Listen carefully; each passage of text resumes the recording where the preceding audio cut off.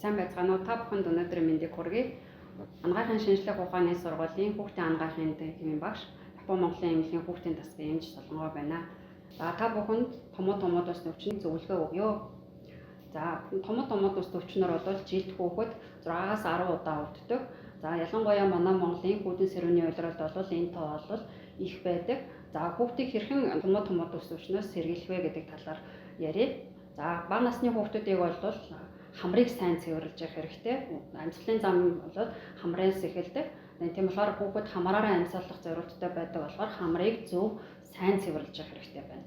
Мөн шингэнийг ердийнээс илүү уулгах хэрэгтэй. Бага насны хүүхдүүд хамраа цэвэрлэх чадваргүй, хоолой зайлах чадваргүй байдаг учраас шингэн халуун бүлээн зүйлийг бол тогтмол уулгаж явах хэрэгтэй. За тэгээд хүүхдийн сэрүүний улиралд бол халуун бүлээн, хоол унд, хүнсний хэрэглээ бол их чухал байдаг. Хүүхдийн сэрүүний улиралд аарч зуух, адууны махтай шүл уух, гэр орондоо бол ялангуяа шүлтэй хоол идэх нь бол хүүхдийн дархлааг сэргээж өгөхөд бол чухал гэж үздэг. Мөн хүүхэд өөрт нь тохирсон тодорхой хэмжээний хөдөлгөөнтэй байх хэрэгтэй гэж үздэг.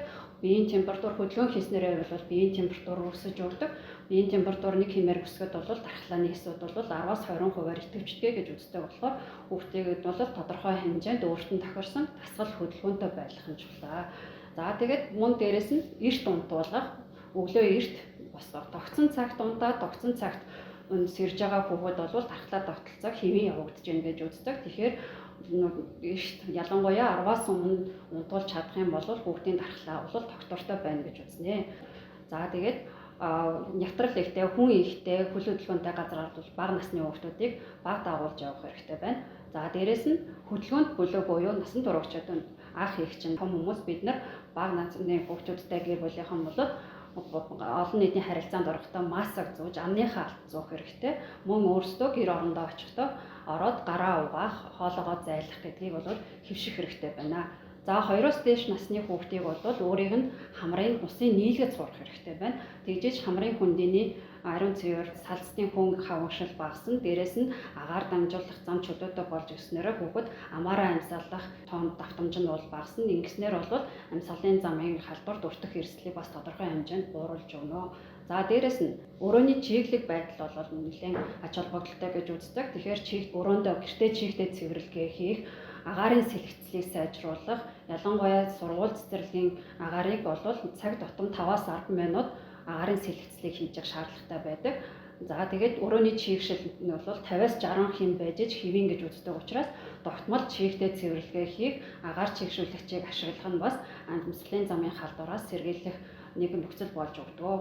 За дээрээс нь одоо хэдийгээр томооны улирал үргэлжилж байгаа ч гэсэн улирлын томоогийн вакцинжуулалт хийснээрээ бол томоогийн халдвараас тодорхой хэмжээнд сэргийлж чадна гэж үздэг. Тийм болохоор намрын сэрүү орсон улиралд эхлээд томоогийн дархлаа жуултанд хүүхдүүдэд хамрагдуулах юм бол тодорхой хэмжээнд сэргийлж чадна.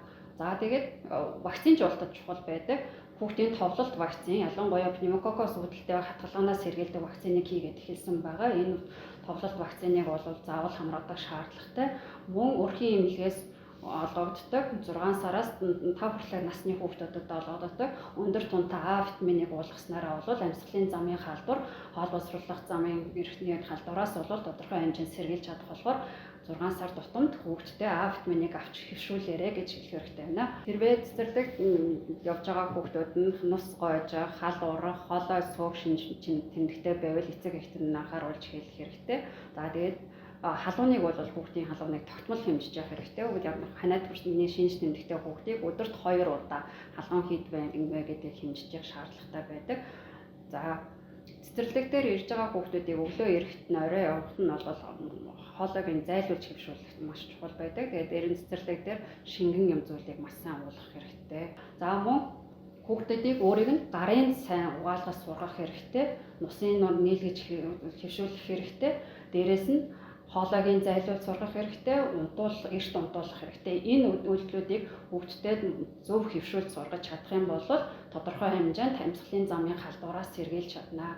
За ойрын өдрүүдэд хүүтэн байна. Тийм болохоор амьсгалын замын халдвараар өвдөх эрсдэл нэмэгдэх учраас хүүхдийг гадуур бага авч явах тохиолдолд шууд хүүтэн агаараар амьсгалахгүй байх, дороолтын ороож өгөх. За тэгээд ялангуяа бага насны хүүхдүүдийг тодорхой хэмжээнд удаан хугацаагаар гадаа гарахгүй байхыг бол зөвлөж байна. Яагаад гэвэл хүүхдийн амьсгалын эргэтэн тогтолцоо бүрэн хөгжөөгөө байдаг улмаас хүүтэн агаарч хоригож орсноор амьсгалын замын халдвар дүүрэх эрсдлүүдийг нэмэгдүүлж байдаг. Тэгэхээр та бүхэн хүүхдээ агаар салхинд гарахдаа бас цаг хугацааны хувьд болгоомжтой бодолцож гаргаж байгаарай гэж зөвлөё.